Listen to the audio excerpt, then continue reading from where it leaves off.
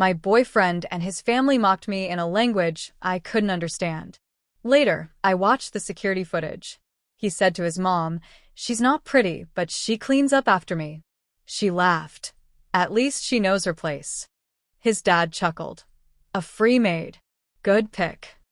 Everyone laughed. I just kept smiling, trying to be likable. Today, he's begging in my DMs. I'm Vivian, 26, working admin support for Company A while saving up for night classes, and 8 months ago, I met Leo at a weekend food festival that I only went to because my roommate Laura begged me to come and promised the arepas were worth it. I wasn't expecting to meet anyone that day, but Leo was running a booth that had a long line, and while I was waiting, we started chatting, and he gave me a second pastry for free with his number written on the napkin like it was some cute romantic movie. I texted him that night. We messaged for 2 days straight, and by the end of the week, he was already making plans to take me out and telling me how refreshing it was to meet someone who wasn't like girls from here. He had an accent that I liked, talked about home a lot, and always mentioned how American girls were direct and charming and different from what he was used to in a way that sounded like a compliment when he said it the first few times. At first, it felt like I was finally getting something real because he texted back fast, showed up with flowers, remembered what I said I liked, and kept saying he was lucky I gave him a chance when he was new in town. Within 2 weeks, we were spending every weekend together, and within 4 weeks, he was staying over 3 nights a week because he said his roommates were unbearable and his rental was full of mold and smoke. I didn't notice how often he stayed until I realized I hadn't had a full night alone in over a month and my grocery bill had doubled. But every time I thought about bringing it up, he'd make a comment about how safe he felt with me. By the 3rd month, he was basically living at my place but still referred to it as your apartment, and when I finally asked if he could help with rent, he said that his visa situation made things hard, and he was still looking for something stable. I told him I understood, and I really thought I did, because I've had friends go through similar immigration struggles, and I didn't want to seem selfish when he kept thanking me for being patient and saying he'd pay me back in love.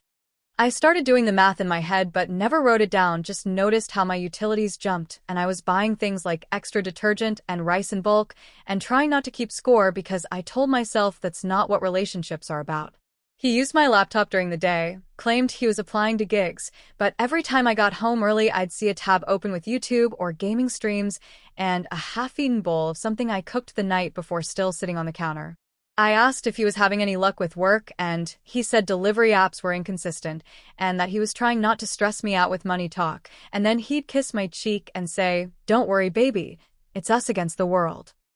Every time I brought up something about rent or chores or time, he shifted the conversation to how hard it was for him to be far from home, how no one here really understands him except me, and how I make everything feel like family. I started hearing myself say, "It's fine," more than I ever used to.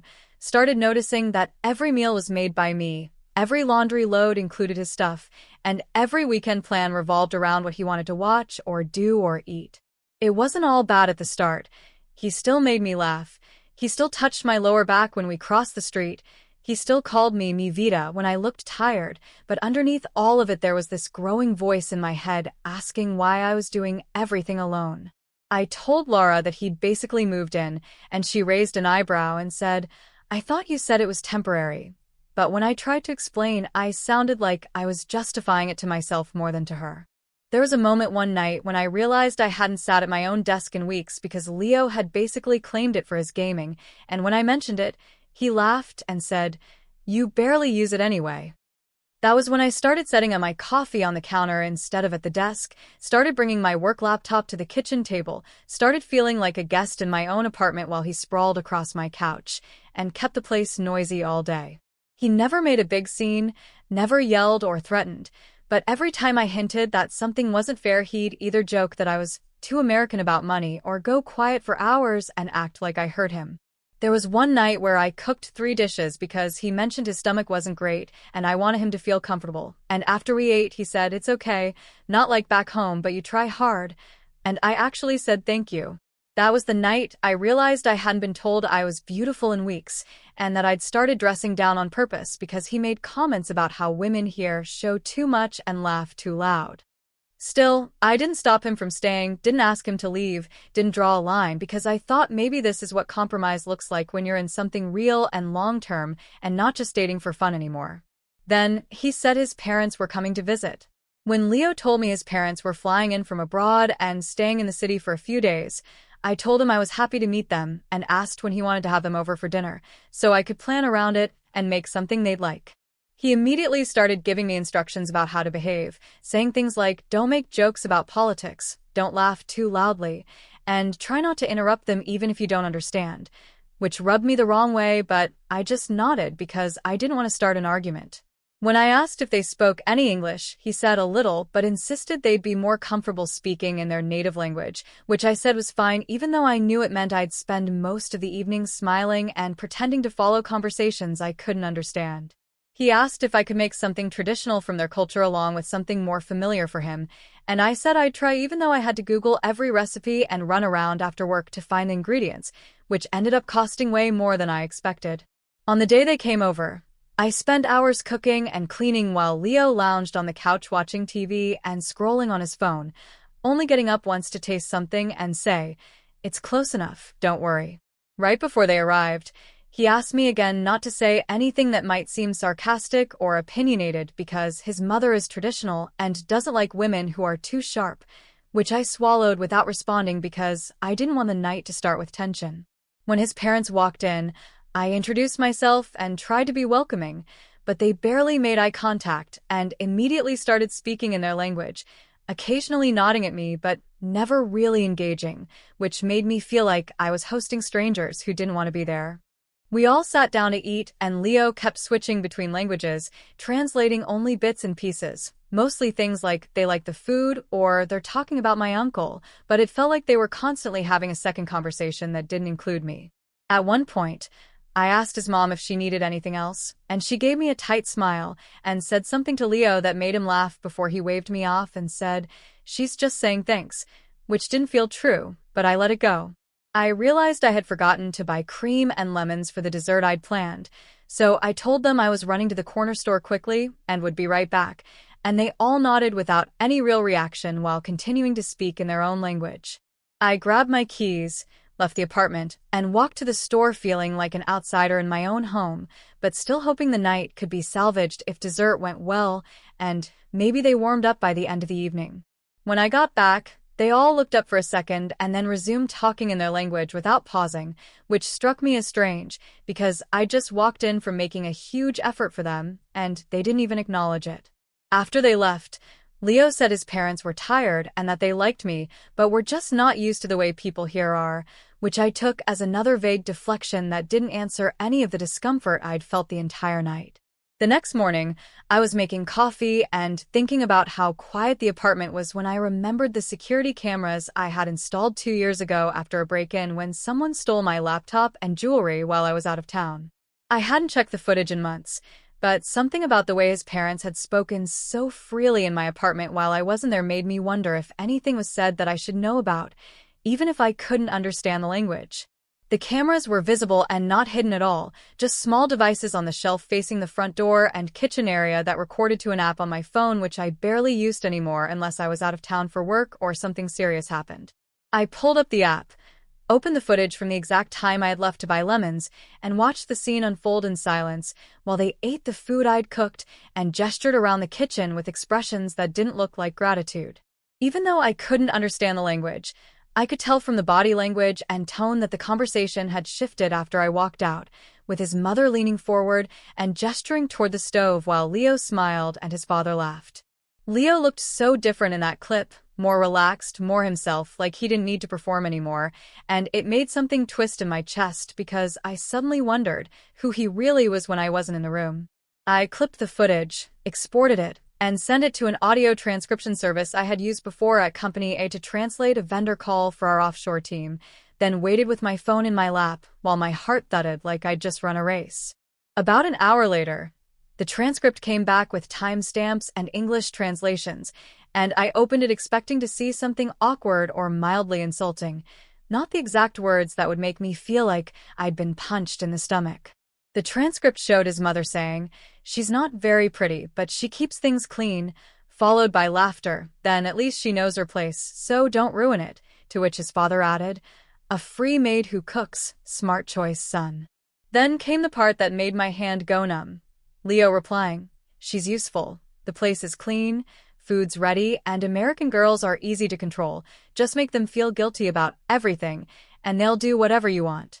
I read that sentence 3 times before I realized I'd stopped breathing, then scrolled down to see even worse. Comments about my job, my body, my voice. None of which Leo ever defended. None of which he even hesitated to laugh at. There was no misinterpretation, no cultural misunderstanding, just a group of people eating my food in my apartment while treating me like some tool they could use and toss aside once I stopped being convenient. He was still asleep in my bed. I put my phone face down on the kitchen table, stood there without moving for at least 2 minutes, then walked straight to the bathroom under the sink where I kept a stash of black trash bags we used for recycling. I didn't say anything when I entered the bedroom and saw Leo still sleeping, just walked to the dresser, opened his drawer, and started grabbing everything in sight, socks, shirts, underwear, all shoved into the first bag without folding or sorting. When I moved to the closet and yanked down the 2 jackets he always wore, one of them knocked a hanger to the floor, and he stirred a little but didn't wake up, so I grabbed his shoes, shoved them into the second bag, and kept moving. I unplugged his gaming headset, his second-hand laptop that he hadn't used for job hunting in months, and tossed them both into the third bag without caring if they got damaged because I wasn't planning on letting him plug them in again under my roof. I found the small shoebox where I'd kept photos from the food festival, the beach trip where he said he'd never felt more at peace, and even a Polaroid from our first anniversary dinner that I'd taped to my mirror for months. I ripped each one in half without pausing, dropped the pieces into the bag, then moved on to the bathroom where his razor, cologne, and toothbrush all went into a grocery sack I tied shut with one quick knot and dropped near the door. That's when he finally walked in with a towel around his waist, stopped dead when he saw the bags on the floor, the open drawers, and the look on my face, and asked, "What are you doing? What's going on?"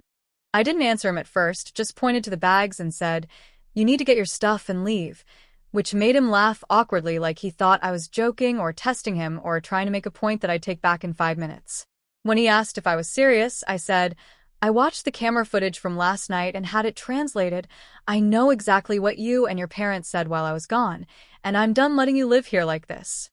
He stared at me for a long time without speaking, then slowly shook his head and said I must have misunderstood something, that translation isn't always accurate, that I didn't know the context or the tone or how people joke in his culture. I didn't raise my voice, didn't cry, didn't explain anything further, just picked up the bag closest to me and walked it to the front door while saying, "You said I was a free maid who's easy to control. Do you think that's something I'll just forget?" He followed me to the door, still half wrapped in a towel, and said I was being hysterical, that I was throwing away something real over a single conversation I wasn't even part of, and when I didn't respond, he tried to touch my arm. The second his fingers wrapped around my wrist, I yanked myself back, so fast I knocked over the side table and dented the lampshade, then said, "If you don't get out in the next 20 minutes, I'm calling the police." He froze for a second like he hadn't expected that reaction, then switched into a voice I hadn't heard from him before, low, angry, and sharp, saying, "You're crazy, you know that? This is why women from my country are better." That was when I lost any trace of patience I had left, shoved the second trash bag toward him with both hands, and said, "You've been living off me for months while insulting me behind my back. Every single thing you've been enjoying here was mine, not yours." He kept trying to interrupt, saying I was overreacting, that I didn't understand what he'd sacrificed to be here, that I was acting like a spoiled child, and I cut him off by saying, "You haven't sacrificed anything, you've coasted, lied, used me, and I'm done." He stormed into the bathroom to get dressed, slammed the door hard enough that the cabinet above the sink rattled, and when he came back out wearing his usual clothes, he looked around like he was trying to remember if he'd left anything valuable behind. As he grabbed the bags, he muttered that I'd regret this, that I'd call him crying in a week when I realized I'd let go of someone who actually cared about me, and I said, "You mocked me to your parents while eating food I made, get out."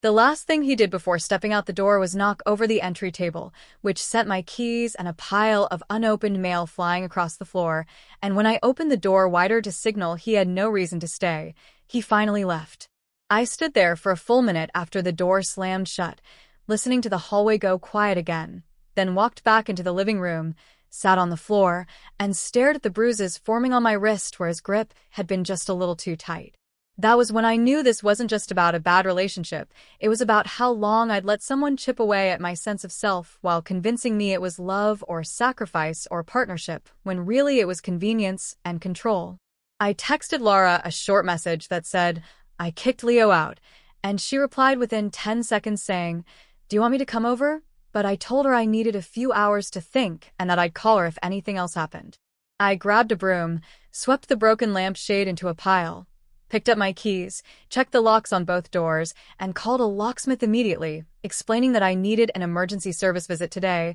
and that I'd pay whatever they charged. He showed up 2 hours later, changed both locks, and I paid the $275 without blinking because peace of mind in that moment felt like the best bargain I'd ever made in my life. After the locksmith left, and I double-checked that both locks worked, I gathered every leftover item Leo had missed, including his second phone charger, 2 books he never read, and the hoodie he always left on my desk chair, and stuffed them into a final bag that I left just inside the door in case he tried to say I'd thrown out something valuable. That night, I turned my phone on silent because I already knew what was coming and didn't want to watch it happen in real time. But the next morning I woke up to 17 missed calls and over 30 text messages,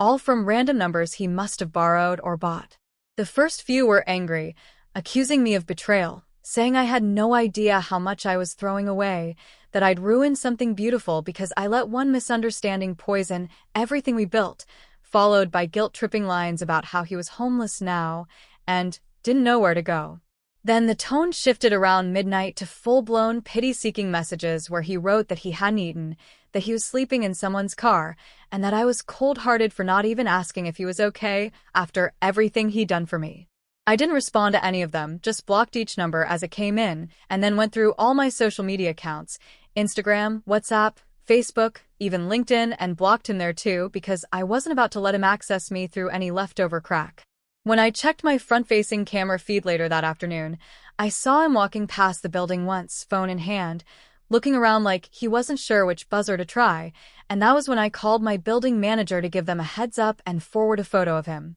I also texted Laura again and told her he might try coming by, and within 20 minutes, she was knocking at my door with takeout in hand and an overnight bag slung over her shoulder because she already knew I wasn't going to sleep well that night. We sat on my couch while I showed her the security footage and translation printout, and when she read the line where Leo called me a free maid who cooks, she actually stood up and paced the room like she was trying to stop herself from going to find him. She stayed the night and insisted I sleep in my own bed while she took the couch, saying I needed to reclaim that space before it started to feel like his ghost still lived in it, and even though I didn't say anything, I was grateful not to be alone. The next morning, I called in sick to work because my wrist still hurt, and I knew I wasn't mentally ready to answer questions or sit through meetings like everything was normal when nothing felt normal at all. My boss was understanding, told me to take the day and come back when I felt ready, which helped take a weight off my chest because at least one part of my life wasn't crumbling or turning against me.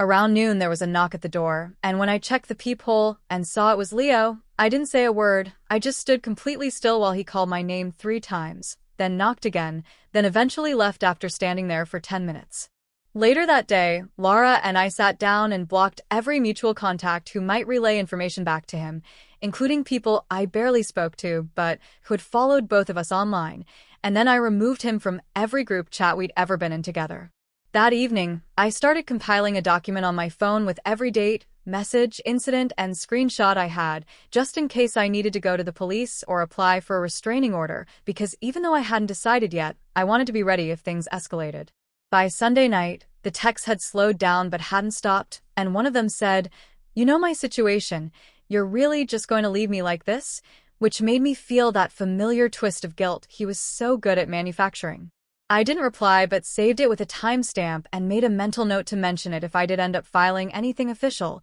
then turn my phone off completely and watched a bad movie with Laura just to distract myself from the mental loop playing on repeat. Monday morning, I went back to work and managed to get through most of the day without falling apart, just telling coworkers I'd gone through a breakup and was staying with a friend for a few days while I got things sorted. My wrist still had faint bruises, and when one of my coworkers noticed, I said I banged it on a cabinet while cleaning because I didn't want to explain that it happened when I was pulling my arm out of my boyfriend's grip during a fight about being called a servant.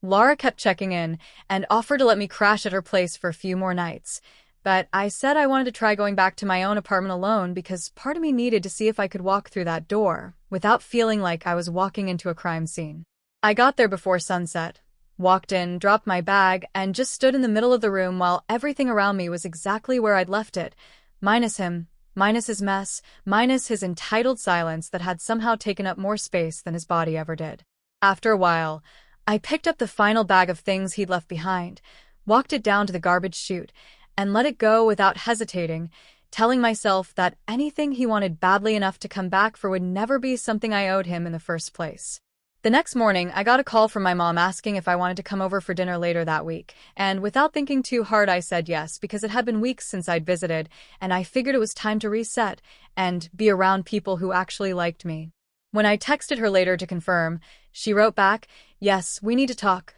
which caught me off guard because she normally texts in all emojis and exclamations, so I immediately knew something was off but didn't ask what, just said I'd be there around 4. That Friday, I drove to my parents' house and walked in expecting the usual warmth, but instead my mom was sitting stiffly at the table and my dad was at the counter not turning around, and I didn't even have to ask what happened before my mom said, "Leo came here." When my mom told me Leo had come to their house the day before, I dropped my bag onto the floor and asked what exactly he said, and she replied that he showed up uninvited in the morning, told them he was worried about me, and asked if he could come inside for just a few minutes to explain what had happened. According to her, he started by saying I'd been acting unstable for weeks, that I was paranoid and started filming him without his consent, that I had attacked him during an argument, and that he had nowhere else to go because I threw him out without warning. He even showed them a faint scratch on his face, saying I did it during the confrontation, which was a complete fabrication because I never touched his face, and that detail alone made my stomach twist, because it meant he had planned how to manipulate them before he even showed up. My mom said she didn't know what to believe because the story sounded extreme, but he looked so calm and reasonable while talking, and that's what scared me most, how easily he could flip a situation and make himself sound like the one who needed rescuing. When I asked if my dad had believed him, she said he barely spoke during the visit, just kept watching Leo with this look that she couldn't read, and only said that he wanted to talk to me before making up his mind about anything. I told them the truth without dressing it up. I told them I had installed cameras years ago after a break-in, that they were always visible, that I had footage of Leo and his parents mocking me in my own home, and that I had the entire conversation translated into English. My mom still looked skeptical, not because she didn't trust me, but because she couldn't understand how someone could be so two-faced without showing a single crack in 8 months of being around our family. I opened my phone, scrolled to the folder where I'd saved the clip and the transcript screenshots, handed it to her without a word, and waited while she read every line and scrolled down in silence until her expression completely changed. When she reached the part where Leo's mother called me not very pretty and obedient, she shook her head, but when she saw the line where Leo said I was easy to control and that American girls give everything when you make them feel guilty, she finally swore under her breath. My dad came over quietly and took the phone out of her hands, read through the same messages without saying anything, and by the time he handed it back to me, his face was red and his jaw was clenched in a way I hadn't seen since high school. He asked me calmly what time Leo usually finished his delivery shifts and where he might be working now, and without thinking I told him the general area Leo mentioned last, not realizing where that question was going until he put on his shoes and said, "I'll be back soon." My mom tried to stop him, asked where he was going, but he only said, "I need to handle something," and left before I could get another word in, which left the two of us sitting in silence, both of us realizing at the same time that he was going to find Leo directly. I immediately called my dad's phone, which rang 3 times and went to voicemail, then tried again with no answer, then sat there trying to stay calm while my mom paced around the kitchen saying he wouldn't do anything reckless, that he just needed to confront Leo himself. The next 2 hours dragged like they were being counted by hand, and neither of us spoke much while we waited for a text or a knock or a call, until finally, just after 9:30, we heard his car in the driveway and both rushed to the door. When he walked in, he looked completely calm, like he'd just returned from the grocery store, but when we demanded to know where he'd been, he sat down and told us, step by step, how he waited outside Leo's delivery spot until he saw him leave for his break. He approached Leo in the parking lot, said his full name, and told him that he knew everything, that he'd read the translation, seen the footage, and heard how Leo had twisted the story to make himself the victim, and that it wasn't going to work with his family. According to my dad, Leo tried to deny it at first, said the translation was wrong and taken out of context, but when my dad repeated the exact phrases from the transcript, Leo's face went completely blank and he stopped speaking. My dad said he didn't raise his voice once, just made it clear that if Leo ever contacted me again or tried to get near our home or workplace, there would be consequences, and that if he spread one more lie to anyone about my mental health, the consequences would be legal, not verbal. He told Leo, "You sat at our table, ate our food, looked us in the eyes, and then called our daughter a maid who's only good for cleaning up after you. If you ever speak about her like that again, you'll regret it." Leo didn't say anything back, just stood there like a statue while my dad walked away without waiting for a response, and when my dad got back to the car, he said he never looked back once because he knew Leo wouldn't follow. I felt 100 things at once hearing that story: gratitude, embarrassment, relief, and something else I couldn't name, like a weight being lifted by someone else because I couldn't hold it anymore without breaking. That night, I stayed at my parents' house because I didn't want to be alone, and even though I didn't say it out loud, I finally slept without checking my phone every hour or wondering what door Leo might try next. The next morning, while we were having breakfast, my mom brought up the idea of a restraining order again, saying that now we had footage, transcripts, messages, a witness confrontation, and proof of repeated attempts to manipulate and harass. I said I wasn't sure if it was enough to get one granted, but she told me it didn't matter, that I should still file a report so that if anything else happened, I'd already be in the system and wouldn't have to start from scratch. Before I left, I got another message from Leo's cousin, the same one who had reached out after the first incident, and this time she said that Leo had told his family I was emotionally unstable and jealous of his culture, which didn't match anything she'd seen or heard. I sent her the transcript, the screenshots, and even a clipped part of the video, and she replied that she was disgusted and that Leo had always been spoiled by their parents, who were now furious because his actions were causing public embarrassment in their community. She said they were pressuring him to return to their country within the week and had booked a flight for him already, but that he was still bouncing between friends' couches and claiming he didn't deserve any of this because I overreacted to jokes. I told her I didn't care where he went, as long as he didn't come near me again, and she said she understood and would let me know once he was actually on the plane. I returned to my apartment that afternoon, checked that all the locks were still secure, walked through each room once to make sure nothing looked disturbed, and then started deep cleaning everything from the kitchen counters to the drawer handles until I felt like no part of him remained in my space. After I finished, I opened a document and wrote down every single time Leo had shown up, texted, called, or lied about me, including the visit to my parents, the voicemail, the confrontation at the front door, and the manipulation tactics he used in his messages. I added photos of the bruises on my wrist from the night I packed his things, screenshots of his messages trying to guilt me, and a note that his own cousin confirmed his parents booked a one-way ticket back to his home country for the following Tuesday. I took the document, uploaded the attachments, and started filling out the online report form for a restraining order because I finally accepted that hoping he would stop on his own wasn't going to protect me from whatever came next. The next 2 days were uneventful, which I told myself was a good sign, but I stayed alert anyway and kept Laura updated every time I left the apartment, just in case he tried to appear where I didn't expect him again. On Tuesday morning, I got ready for work like usual, picked up coffee from the shop near the train stop, and walked into my office building without any thought that Leo might be nearby because it had been over 48 hours since his last attempt to contact me. At lunchtime, I checked my phone and saw 3 missed calls from a number I didn't recognize, followed by a voicemail, which I played immediately while stepping into the break room where no one else could hear it. Leo's voice came through sounding slurred and erratic, switching between English and his own language, repeating phrases like, "You owe me 5 minutes, everything's falling apart," and "I gave up everything for you," all layered with emotional guilt that no longer moved me, but still made my stomach tighten. I deleted the voicemail, blocked the number, and texted Laura again with a summary, followed by a decision to inform the security team at the front desk that he might try to come by, just in case he still had access to the lobby.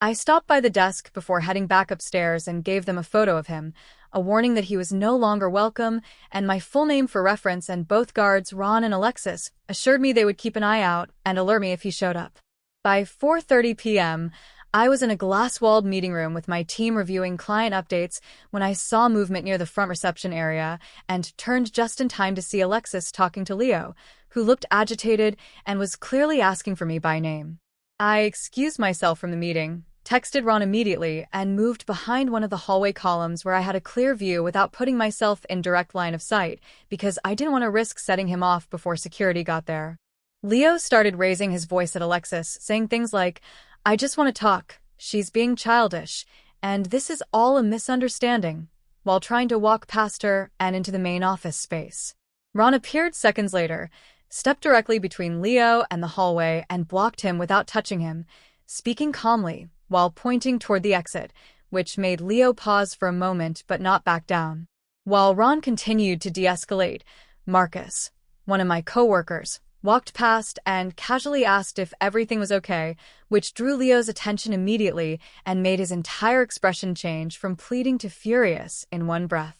He saw me behind the pillar, saw Marcus standing in front of me, and completely lost control, shoving past Ron and yelling that I'd ruined his life, that I turned everyone against him, and that I was already replacing him with some guy from work. Marcus moved slightly in front of me and told Leo to back off, which only escalated things further, prompting Leo to scream that I'd been recording him for months just to destroy him, and that I was a manipulative liar who'd used him for sympathy. When Leo started walking toward me again, Alexis called building security over the intercom, and 2 additional guards rushed in just as Leo broke free from Ron long enough to lunge forward, swinging his arm in Marcus's direction and barely missing his jaw. The guards grabbed Leo by both arms and began physically removing him from the office, while he continued shouting about betrayal, about love, about how he had nowhere else to go, and I was the only person who ever cared if he lived or died. As they dragged him toward the elevators, he turned his head over his shoulder and shouted one final threat,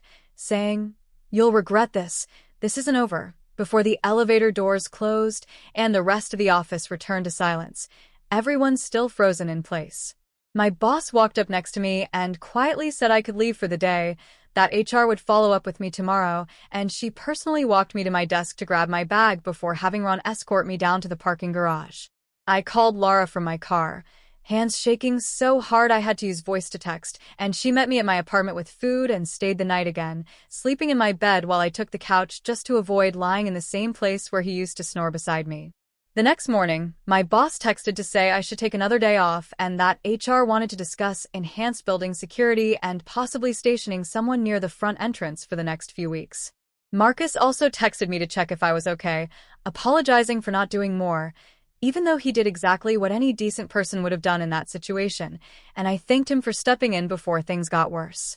I finally called the police and filed an official report, detailing everything from the initial incident to the confrontation at my office, and the officer I spoke to said she would help me start the paperwork for a restraining order and connect me to someone who could guide me through the process. Later that evening, Leo's cousin messaged me again to say he had posted a string of disturbing Instagram stories, full of vague threats, references to revenge, and dramatic quotes about loyalty and betrayal, all of which had already been screenshot by mutual friends. She said his parents had intervened again and booked him a new ticket that left the following morning, adding that this time they were serious. If he didn't take the flight, they were cutting him off completely and telling everyone exactly what he'd done. I told her I didn't care what happened to him anymore as long as he was out of the country and away from me, and she promised to confirm once she saw proof that he had actually boarded the flight. That night, Laura stayed again and helped me install a second lock and move a small dresser in front of the main door,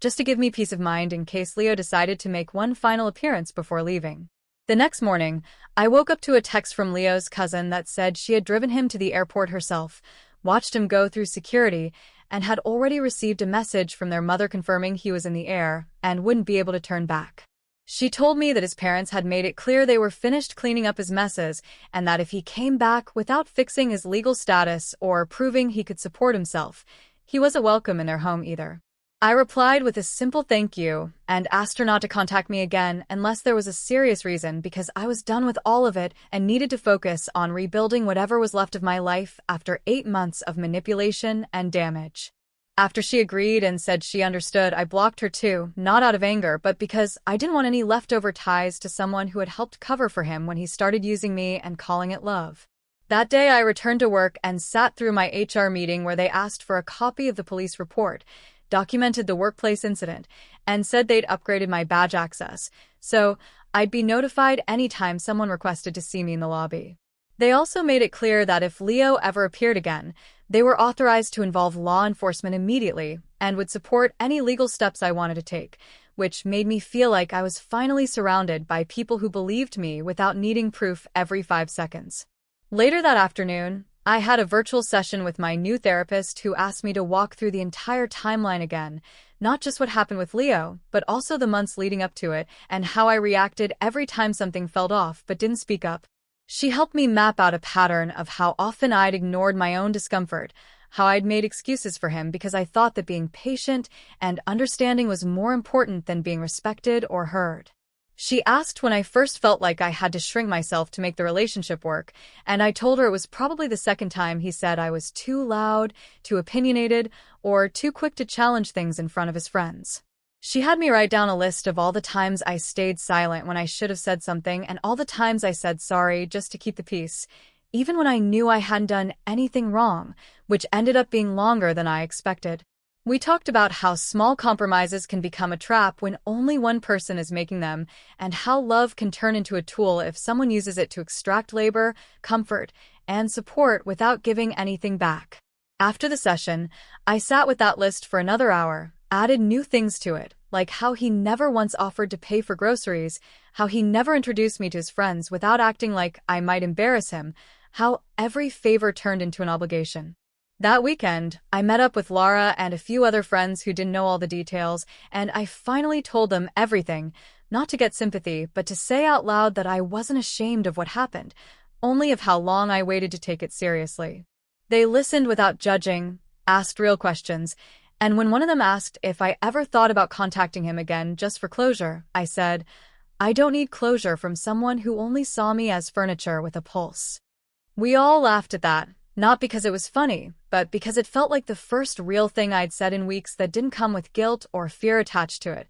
Just a clear line that I knew I wasn't crossing again. That night, I ordered a new set of sheets, rearranged my furniture, and deleted the last of our shared playlists, not because I was trying to erase him, but because I didn't want his presence embedded in the habits I kept repeating without realizing it. I checked the security footage again just to be sure he hadn't come back since his flight, saved the new restraining order paperwork in a cloud folder, and made copies for both HR and building management in case anything ever slipped through the cracks. The next few days passed without incident, and for the first time in months, I started thinking about what I wanted for myself, without calculating whether it would inconvenience someone else or cause another round of emotional backlash I'd have to clean up. When my mom called to ask how I was holding up, I told her the truth, that I was angry, that I still felt stupid sometimes, that I kept replaying old conversations where I laughed at things that were actually insults, but that I didn't feel broken, just awake. She said my dad hadn't talked much since confronting Leo,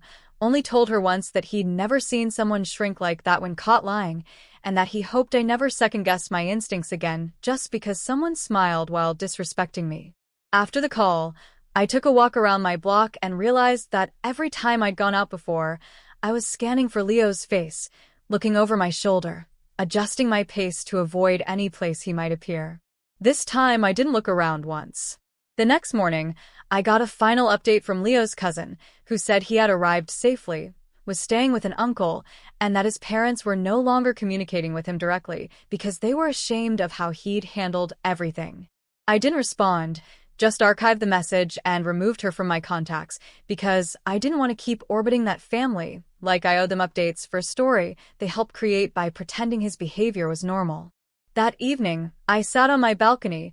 opened my therapy journal, and started writing not about him, but about me, what I ignored, what I learned, what I refused to compromise on again, and how I'm going to rebuild my life with boundaries that aren't up for negotiation. That following Monday, I met with the officer assigned to my case who walked me through the remaining steps of finalizing the restraining order and assured me that given the workplace incident, the prior wrist injury, the voicemail, and the footage with translation, I had more than enough evidence to justify a judge's approval. I signed the paperwork in 3 places, attached the document I'd prepared with dates, screenshots, and transcripts, and left the station with a stamped copy and a court date already scheduled in case Leo ever contested the terms or failed to comply with a no-contact clause. As I walked back to my car, I received a message from my building manager letting me know that all front desk staff had been briefed and that a note was now in the internal system barring Leo from entering the building or being signed in as a guest by any tenant.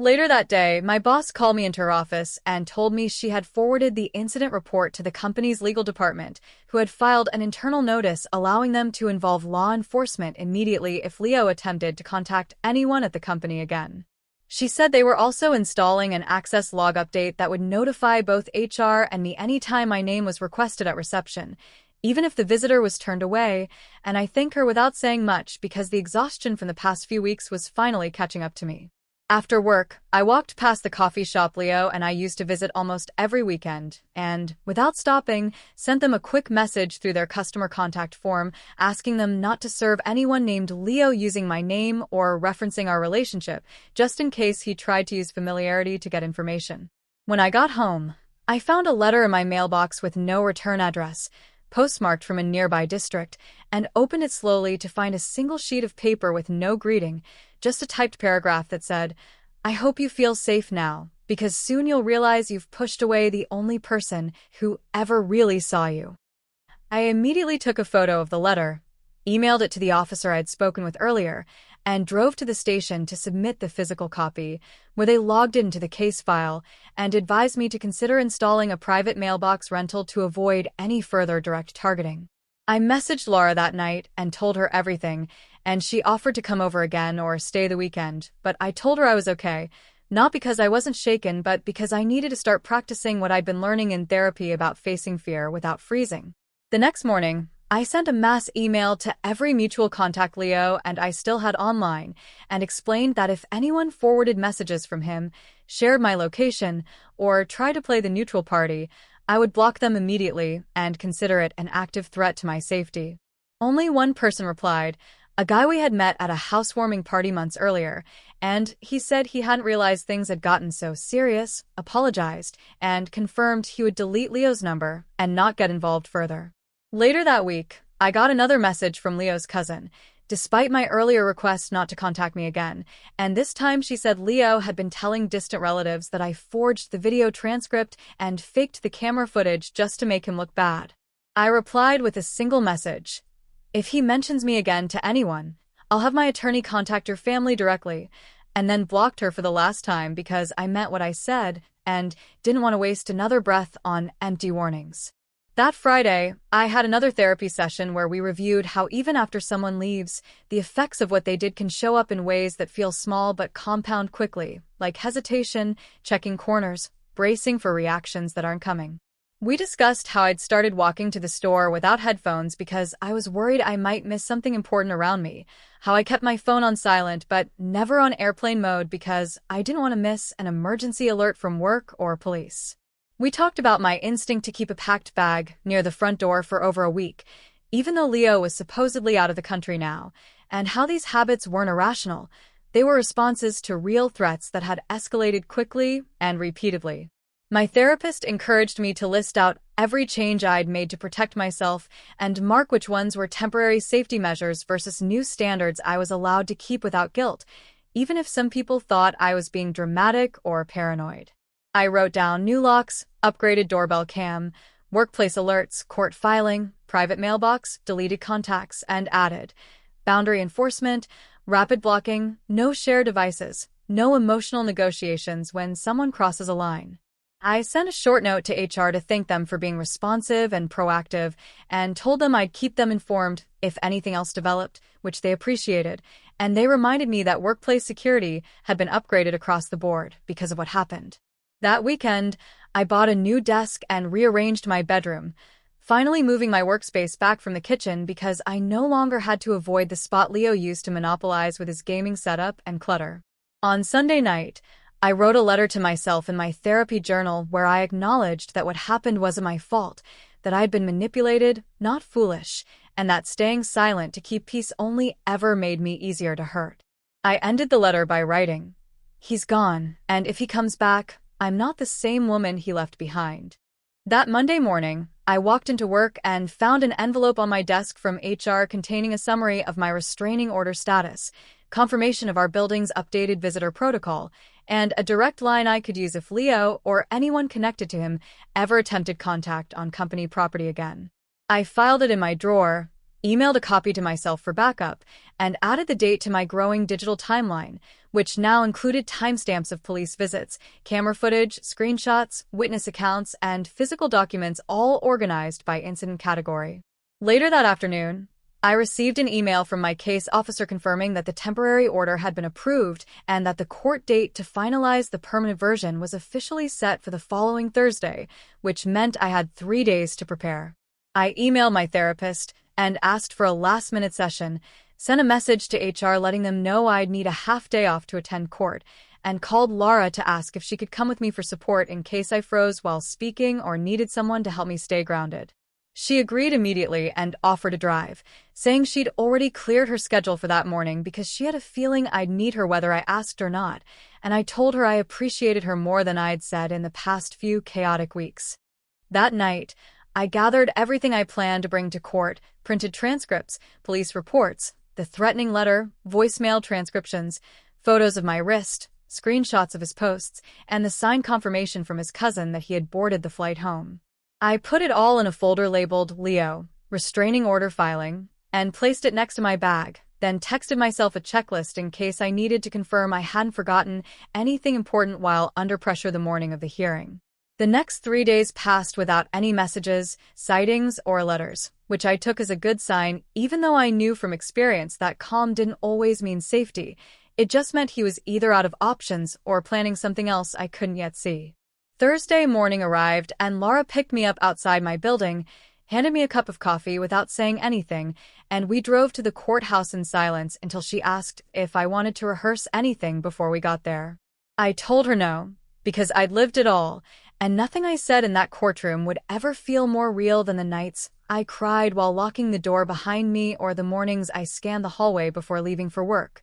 wondering if he'd be there again. At the courthouse, we went through security, checked in, and waited on a bench outside the courtroom while I organized my notes, and when they finally called my name, I walked in and stood before the judge with my heart racing but my voice steady. I handed over the folder, explained each piece of evidence clearly, answered the judge's questions without shaking, and stated that I had no doubt Leo posed an ongoing emotional and physical risk based on his past behavior, his refusal to accept the breakup, and his public outbursts. The judge listened, reviewed the documents, and after a short pause, granted the permanent order, stating that the respondent had demonstrated a pattern of behavior that justified legal boundaries and enforcement, which meant Leo was now legally barred from contacting me, approaching my home, workplace, or any known associate. When we left the courthouse, Laura grabbed my hand, told me she was proud of me, and insisted we go get lunch to celebrate, even though I wasn't in the mood, and I agreed because I knew she was trying to help me mark the day as something more than another scar. That afternoon, I submitted a copy of the final order to HR, emailed my building manager again, and mailed one to the officer assigned to my case, just to ensure all records were updated across every channel that might ever need to reference it. That night, I sat down with my therapist virtually, and we talked about what it meant to regain control after being cornered for so long, how difficult it can be to trust peace when you've gotten used to waiting for chaos. We also talked about how some people never apologize, never admit what they did, and instead rewrite the narrative to feel like they're the victims, and how I'd already accepted that closure wouldn't come from Leo. It had to come from the steps I'd taken to protect myself. The next day, I received a message through my private mailbox account that someone had attempted to send another letter to my home address, but it was flagged and rerouted due to the hold I'd placed on unknown senders, which meant Leo had either tried again or had someone else do it for him.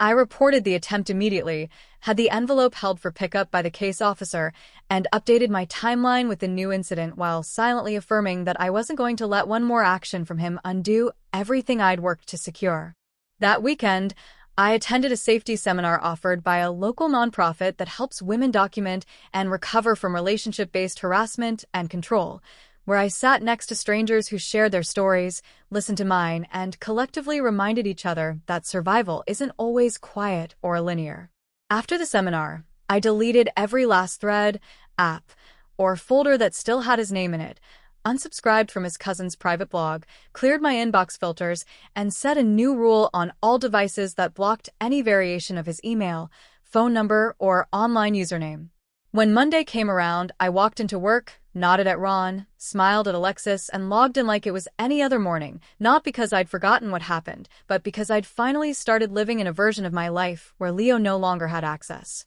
That afternoon, I received a certified letter from the court confirming the order had been processed statewide and entered into the National Registry, which meant any future violation would be treated as criminal, not civil, and could result in arrest without a second warning. I filed the letter, took a deep breath, and then booked a solo weekend away for the following month, a decision that had nothing to do with running and everything to do with reclaiming the right to be alone without fear. That final weekend before the trip I had planned, I woke up to a voicemail from a blocked number, and even though I had trained myself to ignore them, something in the timing made me forward it immediately to the case officer before even listening to it myself. The officer called back within an hour and confirmed that while the content of the message wasn't overtly threatening, it did mention my full name and the phrase, "You'll look back and miss what you destroyed," which was enough to file it as a violation of the order. She said they'd trace the number, document the breach, and that I didn't need to respond or appear unless things escalated further, and I thank her without asking if they could really track it, because I was done measuring safety by whether consequences actually reached him. I told Laura later that day, and she asked if I still felt safe going on the solo weekend, and I told her yes, because the decision wasn't about distance or timing, it was about proving to myself that I could live forward without asking permission from fear. I packed my bag, left early Saturday morning, checked into the rental I'd booked weeks before, and spent the next 2 days without checking any device that didn't buzz for emergencies, eating on my own schedule, and writing pages I didn't plan to show anyone. When I got home that Monday, I checked with the officer again, who confirmed the number had been connected to a burner registered 2 days before the call and discarded afterward, which meant it was most likely Leo or someone doing a favor for him, but they hadn't found a direct link yet. She said it didn't change my status, that the violation stood on record, and if anything happened again, a warrant could be issued faster, which gave me enough peace to let go of the idea that he'd be gone without residue. Later that week, I started a workshop through a local program for women recovering from coercive control, where one of the speakers said something that stuck with me longer than any apology I never got: silence is not consent when it's the price of survival. I wrote it down and taped it to the inside of my closet door, not for drama or performance, but because for too many months I had confused silence with strength, and now I was learning that real strength was doing something about it while you're still scared. When my next therapy session rolled around, we talked less about Leo and more about how my body had reacted to his absence, how I still hesitated at certain words, how I second-guessed asking for help even in safe places, and how I was slowly unlearning all of it. I brought up the fact that I hadn't dated anyone since, that I didn't feel like trying again yet, not out of fear, but because I was still figuring out what I wanted that didn't come attached to the word sacrifice. That weekend, I went to a friend's birthday party where someone new tried to strike up a conversation and asked for my number, and I smiled politely and said not yet, because I finally understood that I didn't owe anyone access just for being nice. The next morning, I deleted all the leftover photo folders I had hidden on my drive just in case I needed evidence, because I already had the permanent order, the documents on file, and a digital trail archived by 3 different agencies who could act if I needed support again. I updated my passwords, removed shared access from old streaming accounts, and flagged one final mutual friend who kept liking Leo's posts even after knowing what happened, then blocked them quietly without any explanation because I didn't know one. Later that month, I received an invitation to speak at a panel for survivors of digital harassment and emotional coercion, and after thinking about it for 2 days, I said yes, not because I wanted to relive anything, but because I finally had something useful to say. I stood on a small stage, told a version of my story that protected names and locations, and watched the women in the audience nod in places that used to make me feel embarrassed, like losing control, staying too long, or blaming myself for not seeing the signs earlier. One of them came up after and said, "You made me feel less crazy," and I wrote that down too because that sentence felt like closure in a way Leo never could offer me. I ended the month by moving my desk again, not because I needed to, but because it no longer mattered where his memory had sat. I had made the entire apartment mine again, one decision at a time. When I got the final follow-up email from the case officer letting me know that the file was closed unless reactivated, I didn't save it in my starred inbox. I just read it once, archived it, and moved on to scheduling my next therapy block without missing a beat. The last message I ever got tied to Leo was an automated notification that his flight information had been rebooked through a new carrier 6 weeks after his return, but I didn't check the destination, didn't forward it, didn't ask anyone if they knew where he'd gone. Because by then, it didn't matter. I never got an apology, never got a final message where he admitted what he did, never received a call from someone saying he'd changed or understood or wanted to take responsibility, and the truth is, I stopped needing any of that long before the last letter showed up. I rebuilt my routines without waiting for closure, reprogrammed the locks and never looked back, updated every contact list and never hesitated again, and when people asked how I was doing, I stopped shrinking the story to make them more comfortable and started telling the truth without shame. I learned to stop flinching at old songs, to stop rereading texts that never came, to stop counting how many times I almost messaged him just to ask why he did it, because the answer never really mattered when the behavior said everything. I started sleeping through the night without needing to check the hallway, without checking my phone for missed calls, without checking the peephole when someone buzzed the building, and that kind of peace doesn't come with fanfare. It just settles in when you're finally not performing survival anymore. I told my therapist once that I felt like I lost 8 months of my life, and she said, "I didn't lose anything. I used 8 months to learn how to stop being someone people could take from without asking." I don't walk around waiting for the next apology, the next post, the next reminder, because I already know how the story ends, and it's not with him learning his lesson. It's with me walking away and never needing to look back. He left, and I stayed, and somehow that became the most powerful thing I ever did. Not burning it all down, not getting revenge, not proving him wrong, but surviving out loud and not explaining it to anyone. So no, I don't hope he sees this, and I don't hope he regrets anything, because hoping for his change would mean I still believe he ever deserved to be part of my future. He doesn't. He never did.